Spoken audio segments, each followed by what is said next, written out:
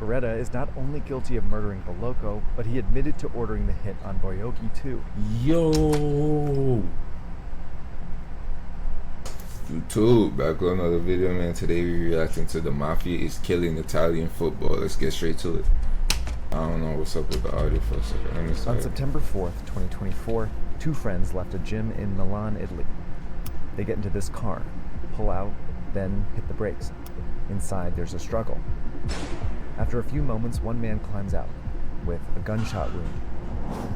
He's Andrea Beretta. He leads the hardcore fan group of Inter Milan, one of Italy's best football clubs. The other man is dead. Why the hell he got shot? Times. Damn! He's Antonio Bolocco, heir to one of the most powerful families in the Italian Mafia. Wait, he was stabbed and the other guy was shot? Stabbed 21 times. He's Antonio Bolocco, heir to one of the most powerful families in the Italian Mafia. What the hell? Italian football has a mafia problem. It's always been lurking behind the scenes, but now it's in the stands. We knew for a long time crazy. that things were heading this way in Italian football. And I think the deeper question then is, how is it that this very small group of people were able to take such control? So the Ultras is linking up with the Mafia in Italian football. Am I getting this right so far? Because that's crazy if that's what's going on. That's outrageous.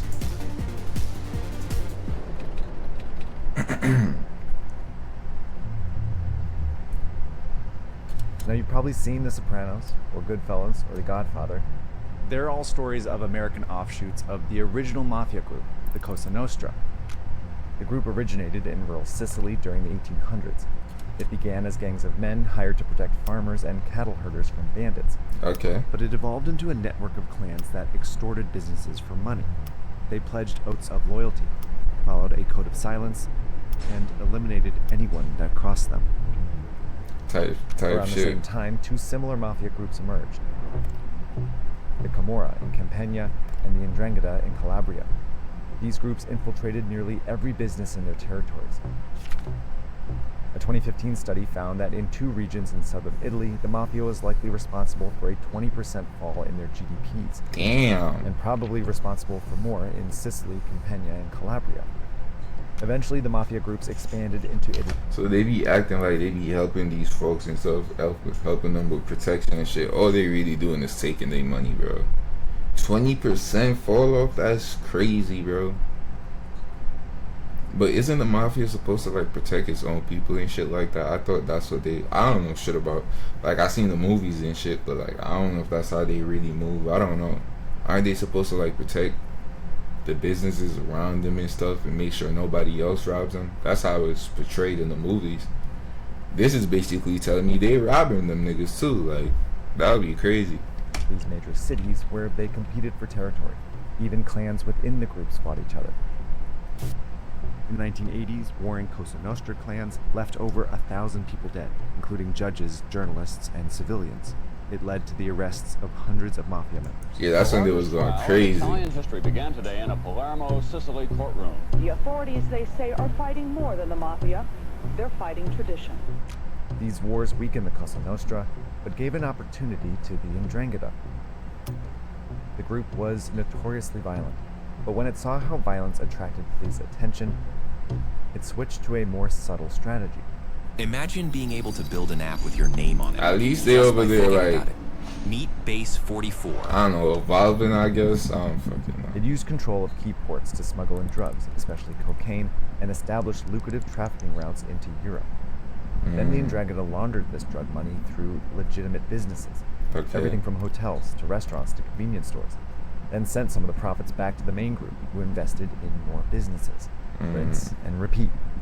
The 'Ndrangheta used this model to spread farther than any mafia group ever dreamed of. It established power bases in major cities, especially Milan. Then the 'Ndrangheta set up franchises abroad, eventually in at least 80 countries, including Canada. The takedown and dismantling of one of the most well-known and notorious mafia crime families, Colombia, An alleged member of the 'Ndrangheta criminal organization was found in the city of Medellin. even Australia. 51 organised crime clans, 14 confirmed as 'ndrangheta, some taking their orders from the godfathers in Italy. The 'ndrangheta are now one of the biggest criminal organizations in the world, making an estimated $60 billion a year. God. And it's always looking. Damn it, man. 60 bill, bro. Shit. In the world, making an estimated $60 billion a year, and it's always looking for more. I'm sure you've noticed professional football is flush with money. Well, the Mafia did too. So this story took a ton of research, took me all over the internet, and one thing I've noticed since starting SP is that I'm getting a ton of those spam texts and spam emails. Thankfully, I'm managing my risk thanks to where there's the plugins. That's exactly how that information ends up in the hands of criminals. Those spam texts on our own. That's exactly, you create an account. Incognito, thirds, any data brokers up now if you go to off their annual plan. That's incognito.com/search part back for me. If you want to keep incognito here, now I'll take you back to the sports part of this story. Thank you. Italians love football. They're some of the most passionate fans in the world, and the atmosphere at an Italian football match is unlike anywhere else. Understood. But for as long as the Italians have loved football, the Mafia has profited from it. Okay. The Mafia has ensnared some star players. Think of Diego Maradona hanging out with the Camorra when he played for Napoli. Yeah, I knew about that. I knew Maradona was in some little. I knew he was a little gangster, but I want to see how far they really go. The Mafia are also behind Italy's countless match-rigging scandals. In the 1990s and 2000s, the Mafia even started to own some football clubs. Camorra clans owned 2 clubs in Campania, and 'ndrangheta clans owned at least 4 in Calabria. Damn. These were small clubs the Mafia owned primarily to garner prestige and loyalty with the people in their territory. But as the 'ndrangheta grew into an international criminal organization, their ambition grew too. Europe's top football clubs were generating hundreds of millions of dollars a year. How are they gonna infiltrate this were shit? in Italy's richest city and 'ndrangheta Okay, province. AC Milan, Inter Milan. AC Milan and Inter Milan are very successful, very popular. Facts. And they're also bitter rivals that happen to share a stadium, the San Siro. Type shit. Trying to own these clubs would be far too brazen for the 'ndrangheta. Okay. But the Mafia group could tap into the millions of dollars that swirl around the clubs. How? Walk towards the San Siro and you'll see cash everywhere. There's merchandise for sale, beer for sale, food, parking, and of course, tickets. Okay. Easy targets for the 'ndrangheta. But the stadium is the territory of 2 powerful organizations. The Ultras. Yeah, we know about the Ultras, bro. We know how they give it up. Yeah, the most devout Orthodox people of this religion are the Ultras. Martino spends time with Ultras all over the world. But he doesn't call himself a journalist. I much more try and dance around the idea of football anthropologist. Ultras are responsible for the songs, banners, and flares at every match. Type shit. But in Italy, Ultras stand for much more than a football club.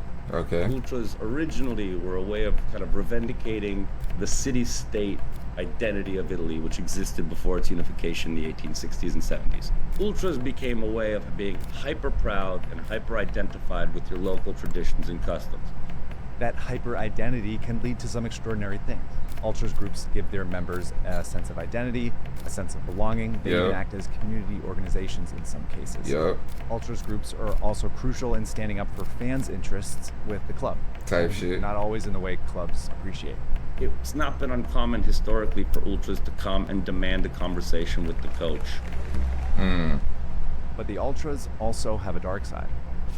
Some Ultras groups are known for violence, use racist language, adopt radical politics, and some even get involved in crime. Okay. Milan's Ultras comprise dozens of different groups, but around 2022 they were roughly organized under 2 banners. AC Milan's were known as the Curva Sud, and Inter's were known as the Curva Nord. Each was led by a powerful boss, so the 'ndrangheta's plan was simple. Take control of the Ultras, then take control of the San Siro. For years, the boss of Inter's Ultras was Vittorio Boiocchi. He was nicknamed the Uncle and was beloved by his fellow Ultras, but he had also served 26 years in prison for drug trafficking, robbery, and kidnapping. Damn. As head of Interest Ultras, Boyoki added corruption.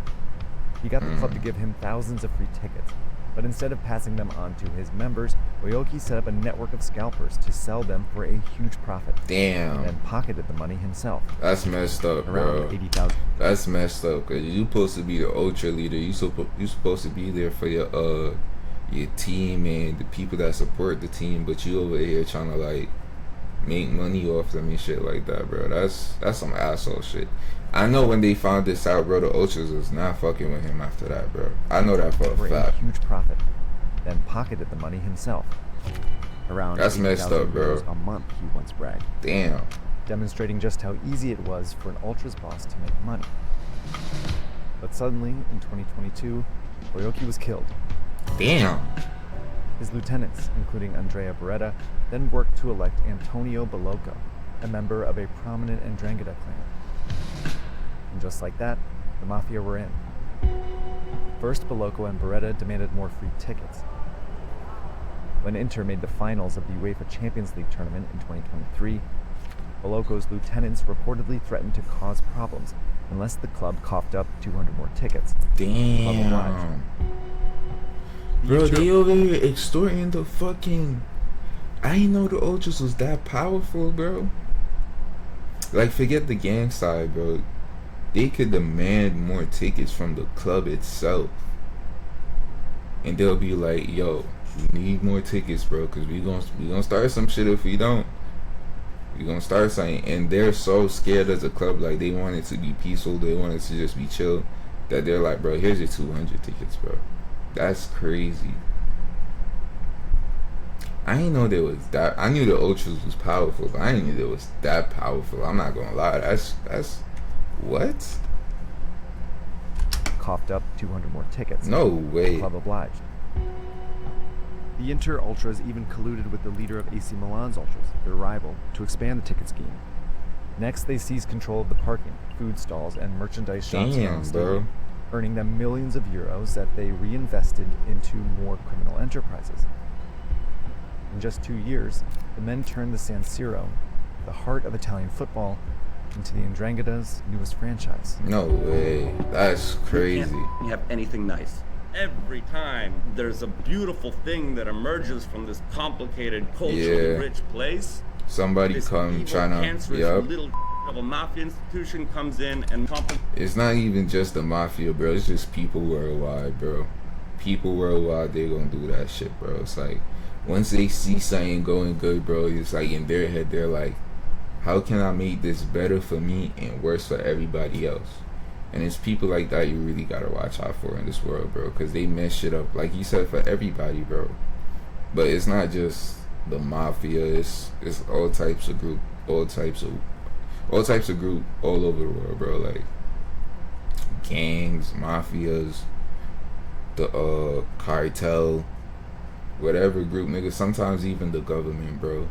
It's like wherever people could take advantage of people to make some extra income for themselves, they're gonna take it under the guise of, oh, I gotta do this for my family, I gotta make more money for my family. It's just real. It's some asshole stuff, bro. It's just some asshole stuff, and they don't care about nobody else but themselves. That's really all it is. And it's people like that all over the world, even people that are not in gangs. Like anybody that could take advantage, they're gonna do it, bro. Like in many mafia stories, this one ends with betrayal. Hi, I'm JT, and I made Result Hunter, the search engine for conservatives. Let me just tell you what it does. First of all, Boloco and Beretta didn't want to share this empire. Tensions grew between them until suddenly they reached a boiling point. So that's what happened. Beretta killed Boloco. The Italian police saw a chance to crack down on Italy's Ultras. Damn, so he the one that did it? Saw a chance to crack down on Italy's Ultra. Once Beretta killed them, until suddenly they reached a boiling point. Once Beretta killed Boloco, the Italian police saw a chance to crack down on Italy's Ultras. No way. In June, 19 Ultras were found guilty of crimes, including murder, extortion, and criminal association with the Ndrangheta. Beretta is not only guilty of murdering Boloco, but he admitted to ordering the hit on Boyoki too. Yo!